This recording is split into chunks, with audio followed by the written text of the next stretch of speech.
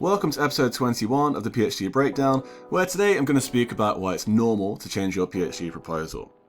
Now, I will do some more videos about PhD proposals, so if that's of interest to you, please subscribe to the channel. Okay, so the key question today, is it common to make changes to your PhD proposal? It definitely is, it's really normal, and I will explain now why that happens. First of all, you may have missed a couple of key papers whilst you're doing your research, putting your proposal together. You may have a conversation with your supervisor and say, I want to measure this, I want to study this, and your supervisor bears the bad news and says, you might want to go and check this paper out.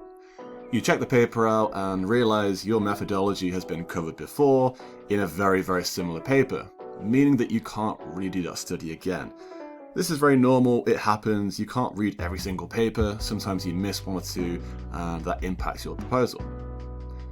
Secondly, new research comes out all the time, and that means you may have to change your proposal. What I mean by that is, as an example, I wanted to write a systematic review on mental fatigue at the start of my PhD. I started to write it, but very quickly, what happens?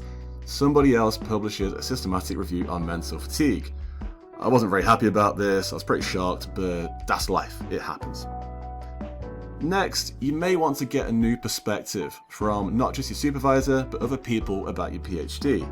My PhD was in professional football, so a pretty cool PhD to do, but it meant that I didn't just speak to scientists, I also spoke to football coaches as well to get their opinion. So I highly recommend that you don't just listen to your PhD supervisors, because they're highly theoretical, they have great knowledge on publishing papers, etc. But it's really key if your PhD is applied that you speak to practitioners, people that work in the field every single day. What is their opinion?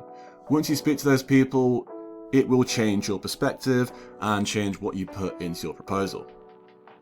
Point number 4 is quite similar, it's feasibility. So you need to ask yourself, how realistic is the study that you want to do? Will it really happen? So it's really key that you discuss your methodology with not just your PhD supervisors, but also PhD colleagues, or more importantly, people that work in the field. Once you've done that, you may wish to do some pilot testing as well, just to see how effective this study is. I'll give an example here. During my PhD, I wanted to take away some footballers, get them away from the training ground and put them in a lab and measure their brain activity. Very invasive, and the reality is top footballers won't do this, and if they did do it, they wouldn't take it very seriously. So this is why it's really important to ask yourself and also have open conversations to understand, is your study feasible? Will it really work? And finally, this one is really simple. It's okay to change your mind. One day you might say, I want to put this into my proposal. I really want to study this. Then you read a journal article and say, well, actually, I can't do that anymore. I'll do this instead. Then you have a conversation with somebody else and say, well, maybe we'll do this instead. Then you completely panic and say, hang on, actually, maybe we should do this instead. My proposal needs to change completely. And what I want to say here to summarize is that change is normal when putting your proposal together. Don't be afraid to change. If you're making changes, that means you're learning, you're putting together an even better proposal compared to the very first one that you wrote.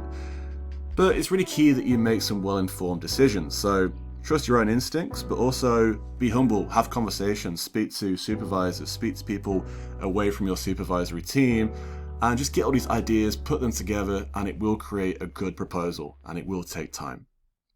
Okay, thank you for watching this video, and I'll speak to you again soon.